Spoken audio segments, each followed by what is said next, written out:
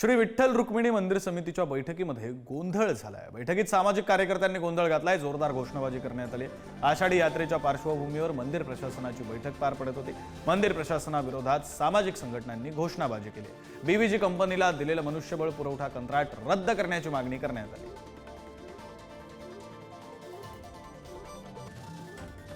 प्रतिनिधी माऊली डांगे आपल्यासोबत फोन लाईनवरून जोडले गेलेले आहेत। माऊली, काय नेमकं म्हणणं आहे या संघटनांचं? बीव्हीजीचं कंत्राट नेमकं का म्हणून रद्द करायचंय, काय मागणी आणि त्यावर आता मंदिर प्रशासनाची काय भूमिका?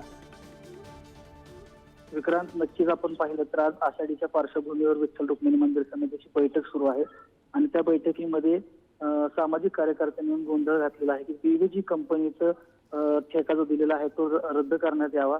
मंदिर प्रशासनाच्या बरोबर सामाजिक संघटनांनी घोषणाबाजी केली। बीव्हीजी कंपनीला दिलेला मनुष्यबळ पुरवठा ठेका रद्द करण्यात यावा।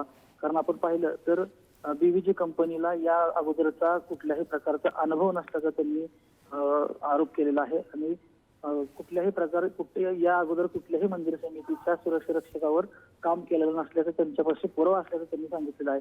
त्यामुळे या मंदिर समितीच्या बैठकीमध्ये यांनी गोंधळ घालून बैठक आता अजून तरी यामध्ये पोलिसांनी हस्तक्षेप केल्यानंतर पुन्हा मंदिर समितीच्या आणि जे सामाजिक कार्यकर्ते आहेत त्यांच्यात सलोखा राखला गेला आणि मंदिर समितीची बैठक झाल्यानंतर यावर निर्णय घेण्यात येईल असं मंदिर समितीकडून सांगण्यात आलेलं आहे।